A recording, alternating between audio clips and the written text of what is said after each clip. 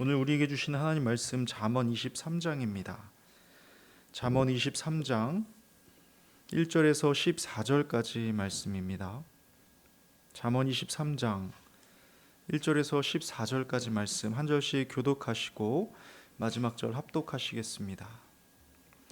네가 관원과 함께 앉아 음식을 먹게 되거든 삼가 네 앞에 있는 자가 누구인지를 생각하며 네가 만일 음식을 탐하는 자이거든 내 목에 칼을 둘 것이니라. 그의 맛있는 음식을 탐하지 말라. 그것은 속이는 음식이니라.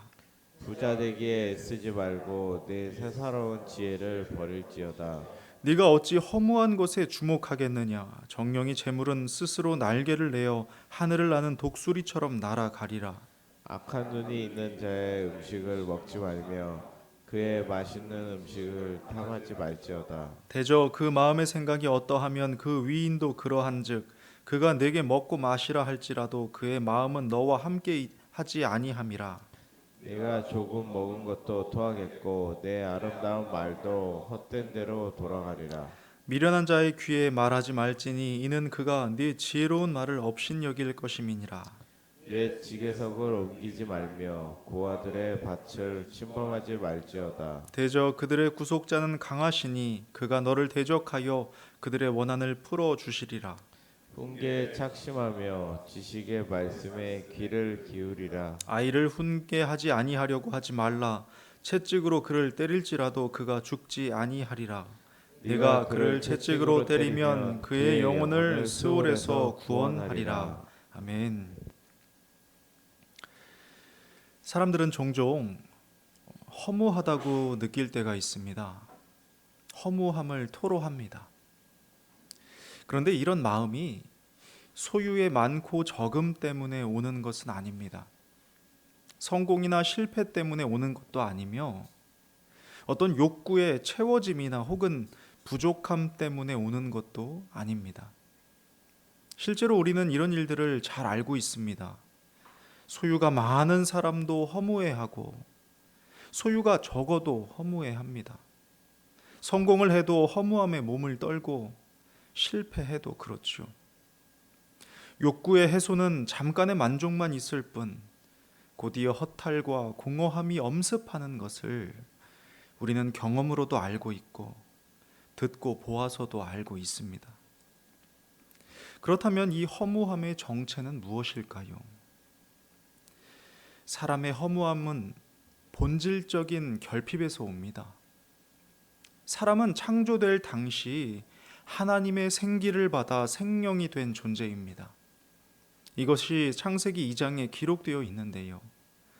여호와 하나님이 땅의 흙으로 사람을 지으시고 생기를 그 코에 불어넣으시니 사람이 생명이 되니라 합니다. 그렇기 때문에 하나님으로 말미암는 것이 아니라면 사람은 절대로 채워지지 않는 것입니다. 파스칼은 이것을 하나님 모양의 구멍이라고 표현했죠. 모든 인간의 마음속에는 하나님만이 채우실 수 있는 빈 공간이 있다는 것입니다. 어떤 것으로도 채워지지 않는 오직 하나님만의 자리 말입니다. 잘 알고 계시는 어거스틴의 고백 또한 이와 뜻을 같이 합니다. 주님, 당신이 우리를 지으셨으므로 우리 마음은 당신 안에서 쉼을 얻기까지는 불안하나이다. 이 말은 1600년이 지난 지금까지도 여전히 진리입니다. 시대가 바뀌고 문명이 발달해도 인간 존재의 본질적 갈망은 변하지 않으니까요. 일론 머스크는 한 인터뷰에서 이렇게 말합니다. 성공은 행복을 보장하지 않습니다. 나는 때때로 매우 외롭고 공허함을 느낍니다. 반면에 전혀 다른 고백을 하는 사람도 있죠. 마더 테레사는 가난한 삶을 살았지만 이렇게 말합니다. 나는 세상에서 가장 부유한 사람이다. 왜냐하면 나는 하나님의 사랑을 알고 있기 때문입니다. 이처럼 하나님으로 말미암는 것이 아니라면 어느 누구도 이 공허와 허무함에서 도망칠 수 없습니다. 우리가 살고 있는 21세기는 어떤가요? 인류 역사상 가장 풍요로운 시대라 말하지만 동시에 가장 허무함이 만연한 시대이기도 합니다. 오늘 본문 또한 이것을 말해주지요. 5절에서 말씀하시길 네가 어찌 허무한 것에 주목하겠느냐 하십니다. 이 말씀에 비추어 보면 사람이 허무한 마음이 드는 것은 실제로 허무한 것에 주목하기 때문입니다. 그렇다면 성경이 말씀하는 허무한 것들이란 무엇일까요? 본문은 구체적으로 세 가지를 알려줍니다. 2절에 음식을 탐하는 것, 4절에 부자 되기에 애쓰는 것, 7절에 실리적인 처세가 그것입니다. 결국은 욕구에 관한 것이고요, 소유에 관한 것이고요, 성공에 관한 것입니다. 아이러니하게도 사람이 가장 집착하고 원하고 바라는 것이 허무한 것들이었다는 겁니다. 이 세 가지의 공통점은 만족이 없다는 것입니다. 아무리 움켜쥐고 들이붓고 쫓아다녀 봐도 이것을 통해서는 안식을 누릴 수가 없습니다. 그렇기에 성경은 이 모든 것을 허무한 것이라고 선언하지요. 전도서에 기록된 지혜자의 고백을 기억하십니까? 내가 해 아래에서 행하는 모든 일을 본즉 다 헛되어 바람을 잡는 것이로다. 그렇게 우리는 허무하지 않은 것, 즉 하나님으로 말미암는 것이 무언지 분별할 줄 알아야 하고 그것을 붙쫓아야만 합니다. 그것은 바로 말씀이지요. 오늘 본문은 어제 말씀의 연장선에 있습니다. 어제 말씀 잠언 22장 21절에서 네가 진리의 확실한 말씀을 깨닫게 하며 하셨고요, 이어서 분명하고 구체적인 하나님의 뜻을 가르치셨던 것을 기억하십니까? 오늘 10절에는요 어제와 동일한 말씀이 나옵니다. 옛 지계석을 옮기지 말며 또 고아들의 밭을 침범하지 말라 하세요. 옛 지계석은 땅의 경계를 나타내는 돌기둥입니다. 이것을 옮긴다는 것은 남모르게 나의 땅을 넓히고자 하는 비열한 행동을 의미하죠. 또한 고아들의 밭을 침범하지 말라고 말씀하시는데 이도 마찬가지로 약한 이들의 것을 탐내는 불의와 욕심을 경계하라는 뜻입니다. 나아가 12절에서는요 훈계에 착심하며 지혜의 말씀에 귀를 기울이라 하십니다. 하나님의 말씀으로 영혼을 채우고 그 말씀대로 행하고자 할 때 참 신기하게도요 허무함은 삶 가운데 발들여 놓을 틈을 찾지 못합니다. 한 마라톤 선수의 인터뷰가 생각납니다. 경기 중에 달리다가 힘이 든다고 멈추게 되면 다시 뛰지 못한다고 합니다.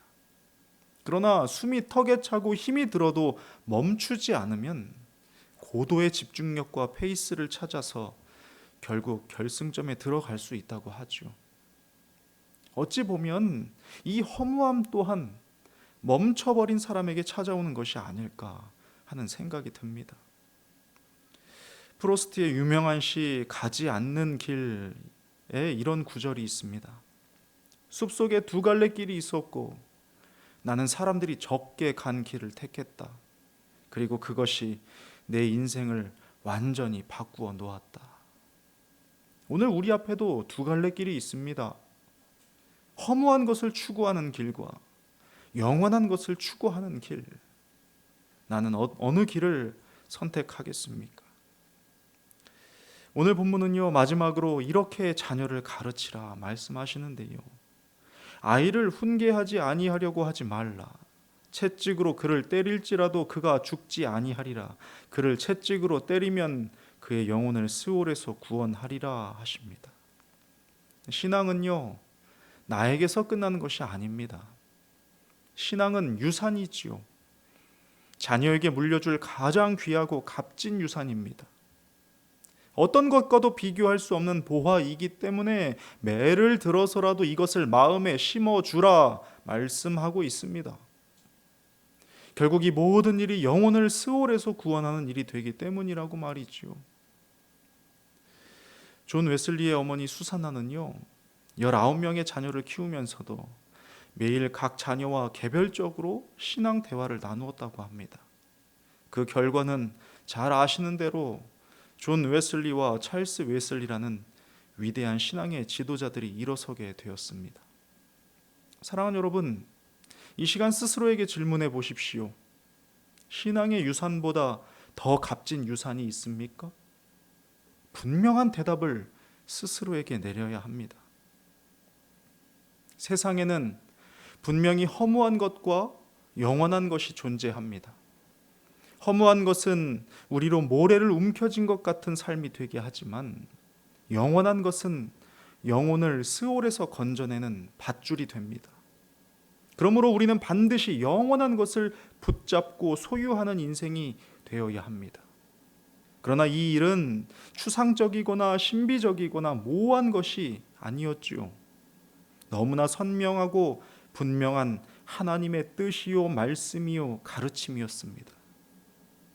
그러므로 우리는 오늘 하루 말씀하신 그대로 모든 욕심과 비열함을 내던져야 합니다.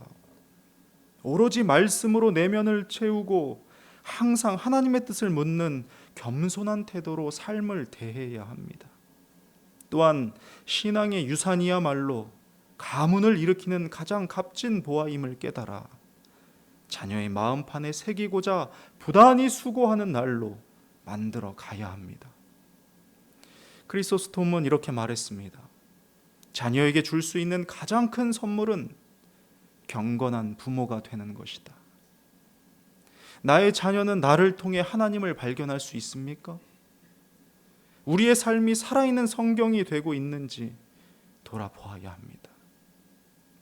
네가 어찌 허무한 것에 주목하겠느냐?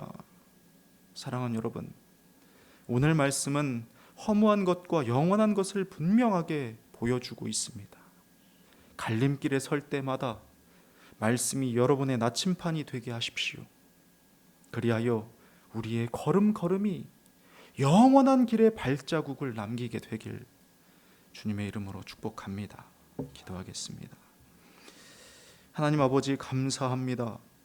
오늘도 마땅히 우리를 가르치시고 주의 뜻을 알게 하시니 감사합니다.